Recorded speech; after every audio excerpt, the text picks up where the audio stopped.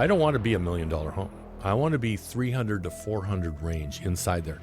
Now, if I go down to Casa Grande, for example, where there is no housing for new type looks in that 1,300 to 1,500 square foot where you can be under 300 grand because it's a smaller home I put in there. So if you do something like that, if I can be under 300 grand, still make a good quick 50 on it. Or if you're in, the builders aren't doing this. They won't go into a ratty old area and do a spec home. But to put a factory built home in there and new and comes in, it's really the answer to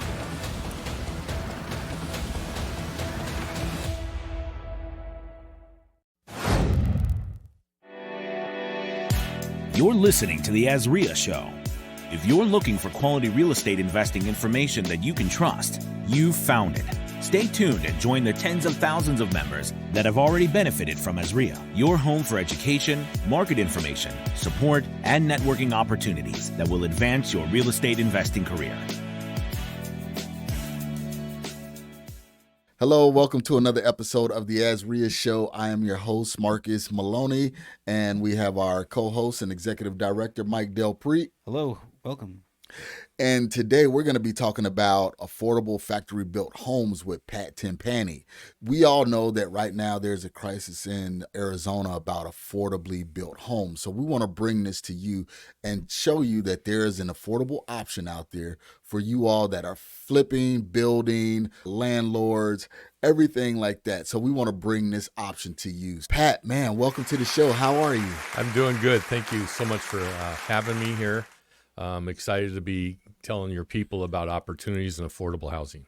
Okay, so before we get started, why should we be listening to you, Pat? Why should AZREIA have you on the show? I've been in the industry, mostly in Arizona, for 38 years. And we sell our company in retail, probably a third of all new factory-built homes. About 3 years ago, I started the wholesale division for our company, working strictly with real estate brokers, builders, wholesalers, park owners, and it has just exploded for us, which is now a perfect storm for affordability. Okay. When you say wholesale division, that's direct to the builders, to the agents and everything like that, and buyers too. That's correct. We do sell a lot of retail. We have retail stores just like a car dealer, but I headed up the wholesale division to go after real estate brokers and builders to bring them into the industry, mentor them up. I know setup contractors, transporters. My job is to help the affordable housing industry, mostly in Arizona, even though we ship to 47 states. All right. So I know before we got on the show, you said 2023 was your best year ever. Why was that? I think it was a perfect storm. 3 years ago, what really happened to me, I had a builder, a big builder in Prescott. He did about $1 million homes.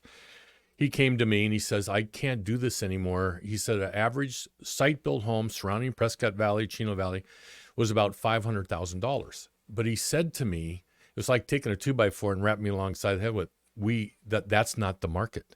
He said the market's between $300,000 and $400,000. The only way I can get there is if I build a beautiful factory-built home from you with an FHA, ground set it, all tape and texture, real wood cabinet doors, and I can hit that market and I can live happily ever after the rest of my life. That's what started it. In 3 years' time, I've sold about 300 homes. To everybody or him? No, to the state. I have 50 people flipping homes in Arizona, and every day I'm getting referrals once they get up on MLS and builders start seeing what is going on here, and it's just taken off. And it's really, what's really nice about this business, and you sell a lot of home flippers on, which is a great business to be in, but you got to do carpet, and these are brand new. They come in 95% complete.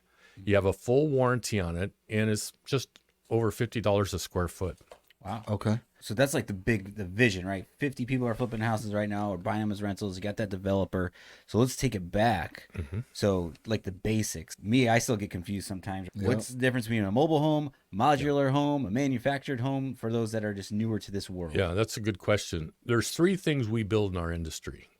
And I was a builder for years also. We do those little tiny houses, RV park models, and you can do them with lofts and porches, but by law in Arizona, they have to be under 400 square foot.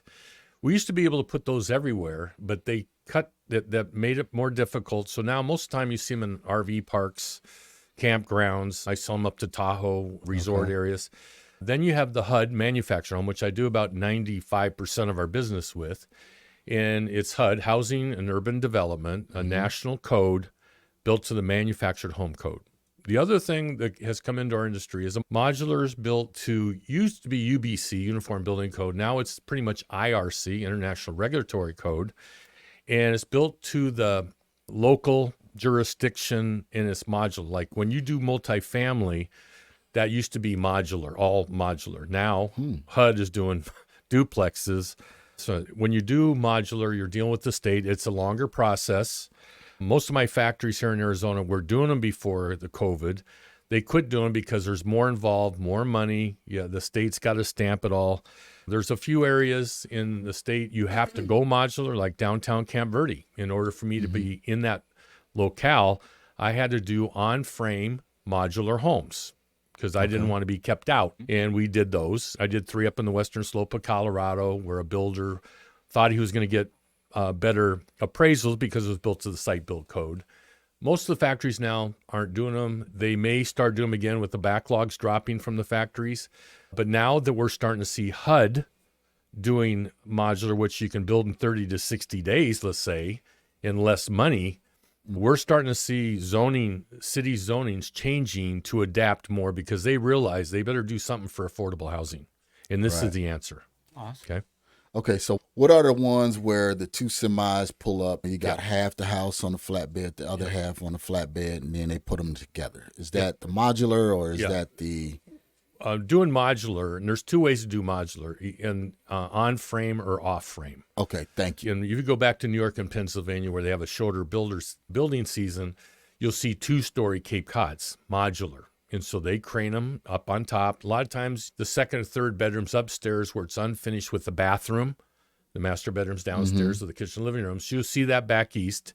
In the Midwest where they have a lot of tornadoes, you see a lot of basements. They go over the top of basements. And then you would really usually do both of those off frame because they bring it in on a carrier and then they recycle it back to the factory. Out west here, where we don't do that many basements, and again, you want the factory easability to go down the same assembly line, they do on-frame modular mostly. Okay. Now, some banks, like in California, don't really, they like it being off-frame. And off-frame is when it's tied to the ground and take it off the frame of the... You got the studs there. Let's say you got 2x8 or 2x10 floor joists usually, and they take the undercarriage out of there, and it's just built on the foundation. Okay. You can do modular on frame. Most of the people out west here, that's what they want to do because it's built just like down the same assembly line. And then the new thing just happening is affordable housing. The modular just came out, and I have a factory up in Northern California are doing 2-story HUD units. Wow. Most of the time you do 2-story was off-frame mods. Now it's still going to have the frame under it because it's a HUD home, but the cost is lower. And now we're starting to see 2-story HUD homes too. Okay. So when you're saying HUD, like, can you explain what you Manufactured home. Manufactured. Yeah. Okay. So you either got modular home or manufactured homes. So we're talking about mostly manufactured homes. Got it. Okay. Now how is the particular financing different between on-frame and off-frame? I don't do that much modular off-frame, but I would think all these are FHA, so you can get FHA financing. There's 2 ways we see financing here. We have a lot of my flippers, they don't want to use their cash, so they need private money or hard money financing, which is a member of your group. Hilton Financial is one of them that does it. They really specialize in our industry. And so that would be a good source to look there. Now, on the retail financing end, since everything I do is wholesale, we don't have the margins like we would on a retail. We do have retail financing for people, for customers that come to us. Okay. And they have to use a bank that would give us, we require 30% down. The balance is paid before the home ships from the factory. And then, of course, you have the price of the home, which we price out. And we can add sales tax and freight. And then you have a setup contractor involved. And that's part of the important process here is that you want a good contractor with it's relationship building, of course. And some contractor has their own setup company, their own air conditioning company, own awning company, and their own trucks. Let's go there. Yeah. So because you're already giving us the home. It's done. However, what components are needed when you say contractor? What needs to be added on once the mobile's at your lot? You know what? The reason why, I'm not a doctor, but I do know the factory built home business. My job is to help mentor your people up so they don't make mistakes, and they make a lot of money. And so coming to me with the experience I have, so if I can help them find setup contractors I've known for years, transporters, because you have to transport. Majority of what we're selling is double wides. In single wides I have one guy that niches single wides, but majority of them, people want to buy a house. They want it to look like a house. So we're talking about double wides mainly. I'd say 90% of the ones are between 1,500 and 2,100 square foot. And we're seeing a shift. Most of the people want 4-bedroom, 2-bath because of telecommuting from home. There's a lot of inventory out there, the older that we used to build here with 3-bedroom, 2-bath. But consumers with telecommuting that is just starting, it's 4-bedroom, 2-bath. So that's what you're seeing. Not on infill lots. I'm talking about, you don't need to put a home on 5 acres. People do want horse property, okay? And so they want 1 acre, 2 acres. So if you have that, and so most of them are putting 4-bedroom, 2-bath. Profit, I try to ask all these guys and gals what kind of profit they're making on it, because that's important. Most of them between $50,000 and $115,000, depending on where you're putting it, how you buy the lot.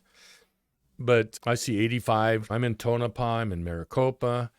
I've got 10 guys in Prescott, 3 in Flagstaff. I'm up in Heber Overgaard, Payson, going to Casa Grande now, Tucson. We're everywhere. Yuma. Okay. So what is it that contract? So you bring the house. Right? Yep. So obviously, if you're an AZREIA member, you come to the meeting, you find a wholesaler in our world, which finds discounted property, so they can maybe help you find the land. Then you identify the land, you come to Pat, you get the mobile home. But then you said you help us succeed through the process. So then now we need a contractor. Right. Do you have to fix it? Do you need, like you said, AC, awnings? What are the things we need to think about once it's down? I have a cheat sheet. It's always good to see what's related to it. Setup on a double wide can be 40, 50 grand. So let's say the home's 100, 40, 50. Let's say you buy the lot for 50. So you're all in, let's say, for 200. And give you an idea. Down in Florence, I have guys down there that on 2 acres, they're selling a 2,000 square foot home. The home was about 105. It's all tape and texture, by the way, with good cabinets, stainless steel appliances already in it. Wow. And they're selling them for $395. Now, let's say they sell for $350. You're making over 100 grand doing that. Yeah. And I have people every day. Let's be conservative. Let's say the market turns a little bit. Okay. There's a lot of stuff going on in the world. Even if they made 50 grand a deal and you do 4 a year, where can you go to make $200,000? You're not touching the house. You have a good contractor and he meets you on the lot. I don't like mistakes. So I would recommend that you have the contractor meet you out there at the site. How's it going to be on the site? What kind of dirt work has to be done? Do you need a septic or well? They'll give you a bid sheet, carpet lay, drywall close off, which is tape and texture, hooking up to utilities. They'll pull the permits for you. And the transporters, I have the transporters that bring it directly to your site. So it all comes together. And then once you get it up on site, you get up on MLS, and that's what happens. So is that contractor is like a special contractor understands that you have to have referrals for? Or? You have to use a licensed mobile home setup contractor in the state of Arizona. You can't use a general contractor setting home. Now, you may have somebody who can do the drywall, close off the carpet lay, buy the air conditioner. Some of the guys have dirt guys. In fact, some of my builders, $1 million builders up in Scottsdale, he had all the equipment. He got a setup license. Yeah. Okay. See? So we're looking at just rough numbers, like $100,000 for the mobile home, $50,000 for the setup fee, plus the cost of the land. And let's say 50 grand. It depends on where you buy the property. Right. You know? So let's say you're all in for 200. Yeah. Now you got to pay real estate fees. So you got to put in that 6%. You got holding costs with insurance on it. So you want to get rid of it pretty quick. Most of my people are flipping within the 90 days. I have seen the last few months when the interest rates really jumped up last year. I have one of the largest site builders. He's got 24 site built spec homes from $500,000 to $1.5 million. And up there, Flagstaff, Williams area, his business had slowed down a little bit when that spike in interest rates went. Yeah. And because he sells a lot of second home buyers, and mostly from Phoenix. It wasn't from California, but he saw it pull back. 2 of my guys up in Prescott the last 90 days, they are seeing that it's been cold up there. It's slowed up a little bit. They're having to drop their price a little bit, but that's very unusual. Most homes, once they get them up, if they're priced right, they're going to go. And I have some people on their 25th home. They're bringing their kids in the business now. Okay. So it's good. So, Pat, let me ask you this. So primary buyers, are they more so second home buyers or are they primary home buyers? I know you deal in the wholesale space, so you're dealing directly with builders, but what do you see? So if I was to buy one, would it be... Who's the end user? Yeah, who's the end user? That's a good question. I think it's going to be a mix. It's going to be a mix depend on, like, for example, Prescott and Flagstaff has a lot of second home buyers, a lot of people with money, where Casa Grande and Tonopah would be maybe more blue collar. Okay. Can you make more money up in those areas? Now there's more competition up there. There's probably 15 people in Prescott. It's unbelievable. So every market's different depending on where you put it. Like Parker, I've got guys in Parker. That's a lot of people from California, weekend people and all that. So it really, if you go to Payson, for example, the lots aren't as big, and so we're doing a lot of infill stuff. I'll do cedar lap look with the green steel roof to fit that environment. Up in Munns Park and Flagstaff, I have guys up in there. Lots have gotten expensive up there. Chino Valley and Prescott Valley used to be, let's say, 50. Now they're 80 grand. I have some of the home flippers out in Mesa and Apache Junction, which has been good.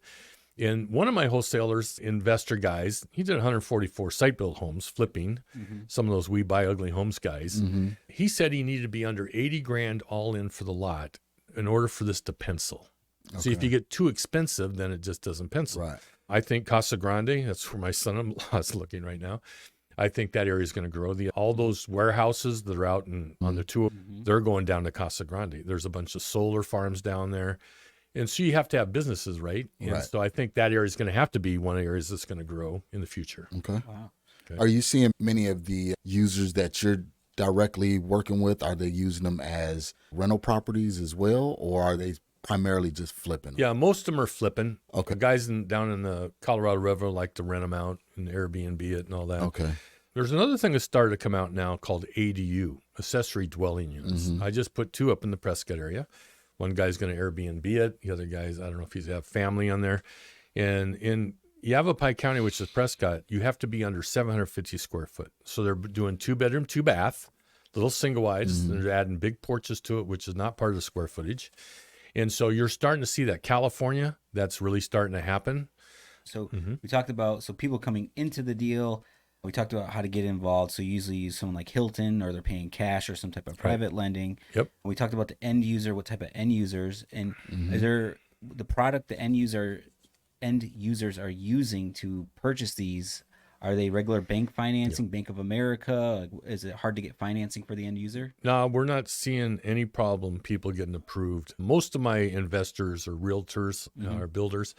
They have a relationship with lenders already. I have some because I do get some customers coming to me that are consumers, and I can discount the home for them a little bit, and I have a lender for that. But most of the stuff I do is all cash. And when they finance it, though, through MLS, we're not having a problem with them getting approved at all. Okay. Perfect. Wow. So we got the financing up front. You supply the house. You got to have a specific general contractor, and they're mainly just flipping them out with regular traditional financing on the end. And all right. What's the setup time? So once you purchase, so from purchase to, that's a good question. I'm walking into the house and it's done. Get the house. And so when you want to get the land first, so you want to make sure the land is zoned for manufactured homes. Okay. The county's usually the one that would deal with that, or the city. So now you got a property you have or want. And then I always want the contractor to go out there, double check the setbacks. You don't know what's involved with it. These guys are down at the county every day, and they'll do a plat for you and tell you setbacks, what's the best home to fit the lot. Remember, there's 2 ways to put the home on the lot. If you do it on an acre or 2, like in Prescott, majority of the guys put it on an acre or 2 in Chino Valley, Dewey, Mayor, Paulden, and they'll do it lengthwise in the lot. And so you'll have a dormer to break the roof line. I do recommend these people do ground sets. FHA. Again, I don't want it above ground, look like a trailer. I want it if it can be in the ground.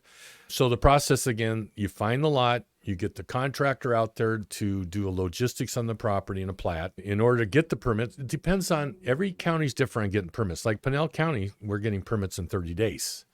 Up in Coconino County, Williams, Flagstaff, it could be 90 days. Prescott's backed up right now. So let's say, on the average, let's say 90. Now, you have to get a county permit, but you also have to now get a state permit. Once you get the county permit, it takes about 10 days, not that long. There's a little extra thing there. So then once you have that all down, all your in costs, so you can pencil it the right way for you. So I give you the price of the home with freight, sales tax. We do have sales tax in there, just like buying a car or a boat. Yep. Can't get away from that. It's about 6% average. Okay. So I give you the cost of the home, all spec'd out with the options, with the freight on if you want, and sales tax. Then you get the bid from the contractor, where if you need a well, dirt work, whatever, they'll pull the permits and all that. So now, what you paid for the lot, you want to make sure you put in your real estate, your holding costs for insurance and all that. If you use a Hilton, you got the cost there, which is there. So you know you're all in costs. Okay. Once you order the home, I'll get you a serial number of the home. They don't go by your name. They go by the serial number for warranty and all that. And so the county needs the serial number, the model year. Right now we're still building 2024s. Okay. July or so they switch over to 2025s. I get you the serial number. Once you get that, the other question most contractors want what's called a hulling print, HULLING, a foundation print. Right. And so that shows you the pier placements where all the utilities come out.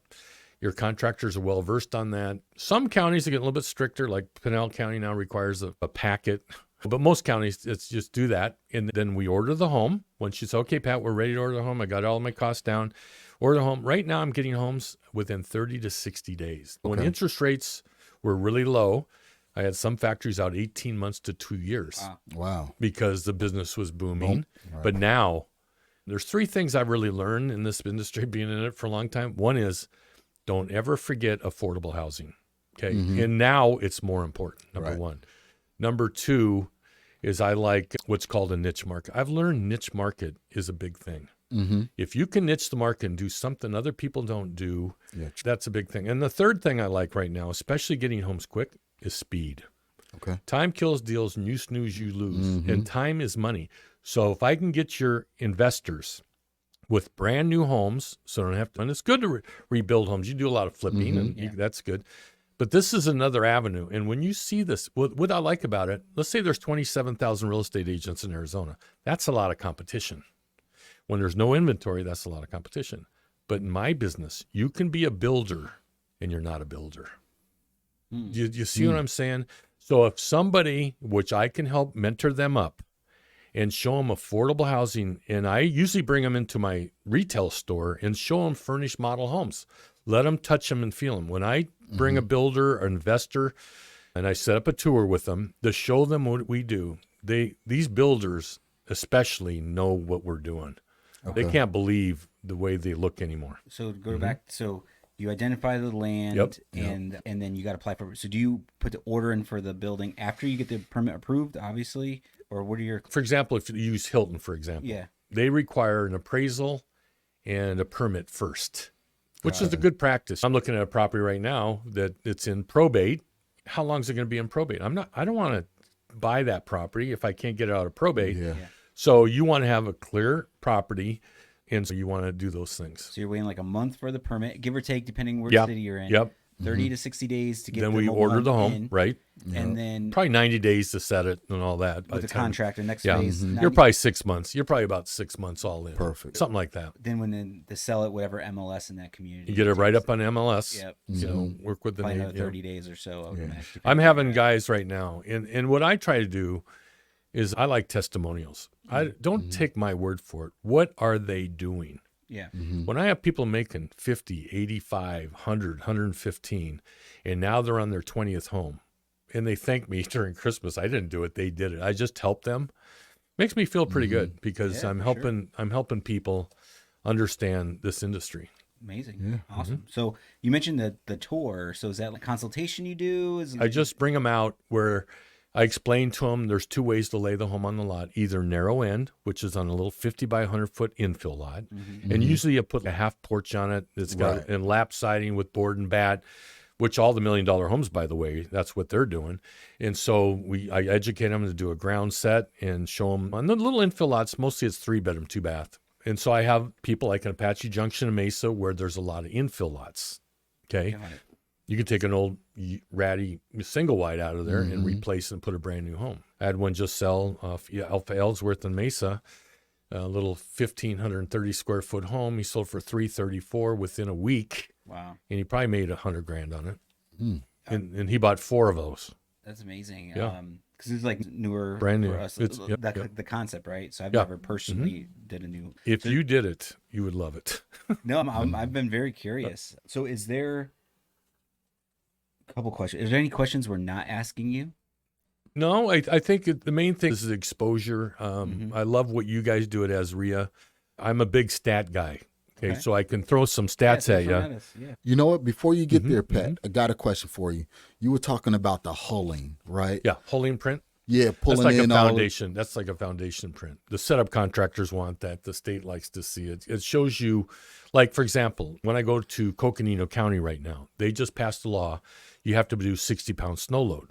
Standard snow load on some of my factors is 20-pound, like here in Phoenix and Mesa. It's good to know. And I try to see, if you let me know where they're going, I know that stuff. Okay. Can you imagine if you built that home, you couldn't get a permit. If you built a 30-pound snow load for Flagstaff, you couldn't put that home there. Couldn't get a permit. But you go to California, you have to do sprinklers a lot. Riverside County, you have to do sprinklers. You have to do what's called WUI. It's a California Wildlife Urban Interface. It's a fire-resistant thing. If you go up to South Lake Tahoe, it's 9,500 feet up. It's 120-pound snow load. Good point. Fire resisting made me think about insurance. I know you said because insurance has gone up. Derek from Gila Insurance lets us know this year in Arizona, insurance has gone up 37%. And sometimes it's hard to get, especially in the rural areas. You're talking about northern Arizona. Are you noticing any insurance issues? Not really. These are lower priced. Remember that niche market I'm trying to be in? Yeah. I don't want to be $1 million home. I want to be 300 to 400 range inside there. Now, if I go down to Casa Grande, for example, where there is no housing for new type looks in that 1,300 to 1,500 square foot where you can be under 300 grand because it's a smaller home I'm putting in there. So if you do something like that, if I can be under 300 grand, still make a good quick 50 on it. Or if you're in, the builders aren't doing this. They won't go into a ratty old area and do a spec home. But to put a factory built home in there in new and it comes in, it's really the answer for that. So another question, and I know you don't do appraisals or anything like that. How do you appraise that property? Are you running comps with a previous 2024 build? The appraisers pretty much know. To do the comp, if you take an older manufactured home out there, they're not tape and texture and they're not real wood cabinet doors. You can't do an appraisal, even though that's what they do. They'll take an appraisal like a 1980. These are brand new. And so when you show an appraiser that the stainless steel appliances, all tape and texture, it's a whole different market. I can't speak for an appraiser, but to me, I'd give a higher appraisal to me for something like that. Okay, I was just and when they start flipping them for that kind of price between 300 and 400 grand, you got the comps now. Once you start putting them out there. So what are some of your stats? Yeah. Okay, I'm a big stat guy. So to give you an idea, we read an article. There's over 40 million people in California. We read an article that over 20 million. Now some people can't get out of where they're at. 20 million want to move out of California. Wow. We're right next door to California. Yes, we are. The top 10 states growth population, Arizona is always in the top 10. In fact, 5 of the top 15 places of growth, cities, Arizona had 5 of the 15. Wow. Okay. And when I see 20 million people and people in California, when they sell their home, the other thing is California, the average price of a home in California is $785,000. We're $435,000. They're not going to sell their home in California and buy another home there. They were going to be upside down. What are they going to do? They're going to leave there and they're going to come over here, Texas, Florida. I don't think you can stop it. For all the years I've been doing this, we never had California. You drive into a subdivision out in Eastmark or whatever, 50% of the people have California plates on them. Imagine that, like that retired couple downsizing in California, sells their house $800,000, wants to live in the outskirts of Phoenix, gets a 4-bedroom, 2-bath on an acre for $400,000. Yeah, there you go. There you go. That's amazing. And so when you see things like that, right, which we never had that before, now we do. Over 100,000 people are moving there. All the apartments in Arizona I read, they're 97% filled. That's never happened before. That means we have so much growth, there's not enough housing. And the other thing, like supply and demand, there is no affordable housing in these smaller towns. None.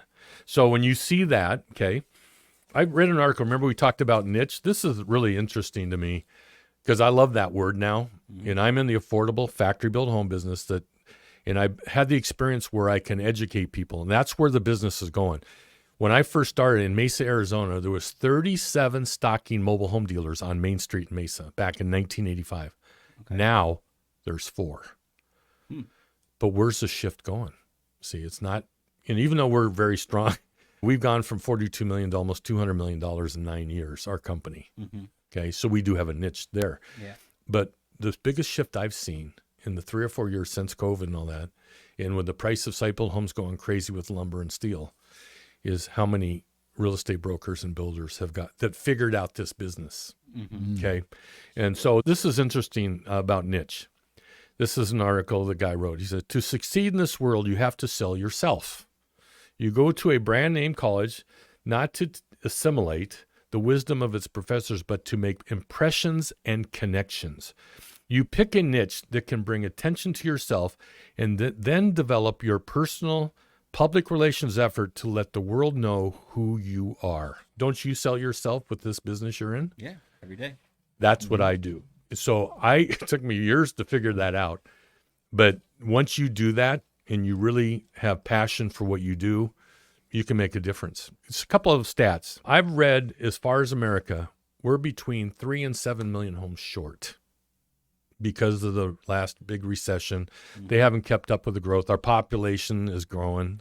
Over the last decade, Phoenix built half of what they normally build in a decade. Isn't that amazing? Yeah. Just in Arizona, I read just this last week, 270,000 housing shortage in Arizona. Arizona population's growth in the last 10 years between 2000 is 11.9% in the top 10. Arizona average price now for homes went up over 40%. It's now $435. We talked about California being $787. But look at the growth. It's west and south. Utah, 15% growth because they have more families and the populations they have there. Idaho's up 14%. Texas up 13%. Arizona's up 10.4%. So look at where the growth is. It's not Philadelphia in Illinois. Okay, go where the money is. Percentage of Americans over 65 right now, or 35% increase. Arizona's population 7.13. People are moving to the least expensive states, right? Because taxes and all the problems you have in those big states. We have a lot of huge retirement. I don't think you can stop the growth here. Yeah, we have the best freeway system in the country. I've been to many cities. So you look at Arizona, and I'd much rather have the heat than the cold. I'm getting this absolutely. cold bugs me. I don't like it. So the reason why they're moving to Arizona: quality of life, low cost of living, housing being one of them. We're talking about affordable housing today. The climate, low regulatory environment, and simplified tax structure. See, so 60% surge in home prices since 2020, last 2 years. This is the perfect storm in a good way. Yeah, what I'm in. I mean, so if the market's off and I can give people and your people that avenue in these rural communities where people are moving to. And the other thing is the telecommuting. I can't stress enough. Why do you think all these warehouses? Because like my wife doesn't go to Target and those places anymore. Everything we do, we have delivered home, right? You think that's changed since COVID? Yeah. And so the other thing is jobs. So you can work for a company in Portland, Oregon, and live in Missoula, Montana. It's true. And that is just starting. So here we are. We're not competing with apartments in smaller towns. There's not enough labor force to support them. What do you think people are going to live in a small town once they understand affordable housing? It's the only way. Awesome. So that's it. Love it, man. Appreciate a lot of great information. Yeah, Phoenix is amazing. Or the whole state, and buy a house, buy a mobile home, buy a house, buy something, buy a rental, buy a primary. Get out there and at least buy one. Get started. That's a good point you just said. Because with all the apartments, where do people make the equity in for retirement? It's home ownership. And the key indicator to any of that, or your growth, so you said in retirement, is population job growth. And then you just went over 1 million stats as to why Phoenix has been consistent with that, and the future even looks brighter on that. So if you just could get something under your belt now, it'll change your life. Just wait. It's a long game. Unless you're flipping. Depending on what you're getting in the business for. But great, thanks for being here. How do we get a hold of you? How do we find you? My phone number, my office phone number is the best way to reach me, is 480-568-8214. My email is ptimpani, Timpani, @factoryexpohomes.com. And I think you guys will have the information for that. But the phone's best way to start, where I can look at what your needs are and where you're going. It's a tremendous avenue for you to look at. And my job is to help you do that. Yep. Awesome. And Factory Expo Homes are based right here in Chandler, Arizona. We're based out of Arizona. Yeah. We do retail and wholesale. We do about a third of all new factory-built homes. Been around since 1999, one owner. We have expanded to ship. The only states we don't ship to is Hawaii, West Virginia, and Maine. So a lot of your investors are out of state. I can help them that way. Yep. I have one of my guys is up in Prescott. His daughter just moved to Charlotte, North Carolina, and we're just starting to do that. Oh, Charlotte's a big market. Yeah, it's a good market. Wow. Mm-hmm. All right, guys. Awesome. You know exactly what to do. Reach out to Pat. All of his information is there. And we appreciate you being loyal listeners to the AZREIA Show. Remember, our main focus is to empower investors one property at a time. Thank you so much, and we welcome you to join us on our next episode of the AZREIA Show. Thank you. Thanks for listening to the AZREIA Show with your hosts, Marcus Maloney and Mike Del Prete. We hope you enjoyed this episode. If you found this information valuable, head over to AZREIA.org and learn more about our community.